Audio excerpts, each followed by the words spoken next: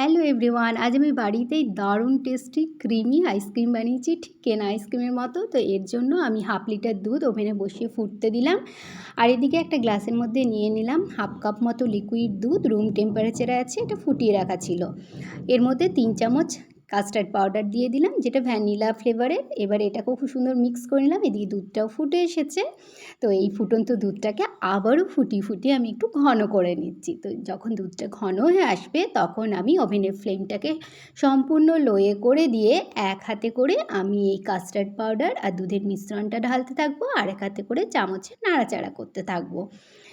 আর এর মধ্যে দিয়ে দিচ্ছি 6 থেকে 7 চামচ মতো চিনিটাকেও নাড়াচাড়া করে মিক্স করে নেবো। নাড়াচাড়া বন্ধ করা চলবে না। তো খুব তাড়াতাড়ি কিন্তু এটা ঘন হয়ে আসে। তো এরকম নাড়াচাড়া করতে করতে যখন সুন্দর এরকম ঘন হয়ে আসবে টেক্সচারটা, তখন আমি এই মিশ্রণটা ওভেন থেকে নামিয়ে সম্পূর্ণ ঠান্ডা করে নেবো। ততক্ষণে একটা বাটির মধ্যে নিয়ে নিচ্ছি 1/2 কাপ মতো হুইপিং ক্রিম পাউডার, আর দিয়ে দিলাম এর মধ্যে 1/4 কাপ জল। জলের পরিবর্তে আপনারা দুধও দিতে পারেন। তারপরে পাউডারটাকে জলের মধ্যে মিক্স করে নিয়ে একটা বিটারের সাহায্যে আমি এটাকে বিট করে নিচ্ছি। তো হুইপিং ক্রিমটা যখন বিট করা হয়ে যাবে তখন আমি এর মধ্যে সম্পূর্ণ ঠান্ডা করে রাখা যে কাস্টার্ড পাউডার আর দুধের মিশ্রণটা তৈরি করেছিলাম সেটা ঢেলে দিলাম। এবার আর এর মধ্যে দিয়ে দিচ্ছি 1/2 চামচ মতো ভ্যানিলা এসেন্স ফ্লেভারের জন্য। আপনারা এতে এলাচের গুঁড়ো দিতে পারেন। এবারে ভ্যানিলা এসেন্সটাকে সুন্দর করে মিক্স করে নিয়ে আমি আবারও বিট করে নিচ্ছি।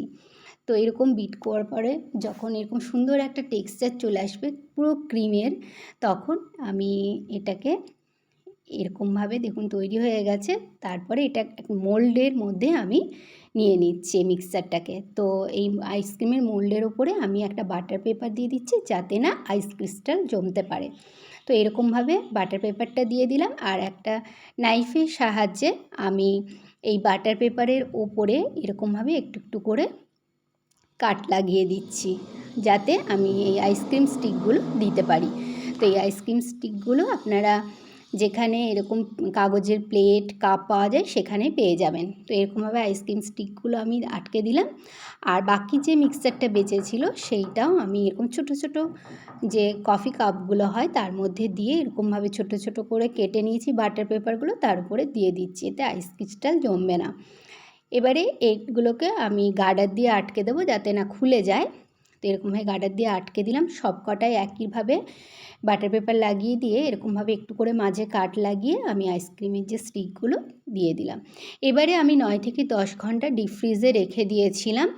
তারপরে দেখাচ্ছি আপনাদের আইসক্রিমগুলো কত সুন্দর হয়েছে। দেখেই বুঝতে পারছেন কতটা ক্রিমি হয়েছে, আর খেতে কিন্তু দুর্দান্ত হয়েছিল। ছোট বড় সকলেরই ভীষণ ভালো লেগেছিল। আপনারাও একবার হলো বাড়িতে বানিয়ে দেখবেন, এইভাবে দারুণ লাগে খেতে। কাউকে যদি না বলেন যে বাড়িতে বানিয়েছি, বুঝতেই পারবে না যে এটা বাড়িতে বানানো। দারুণ হয়েছিল। Please to like, comment, share and subscribe to my channel. Thank you so much.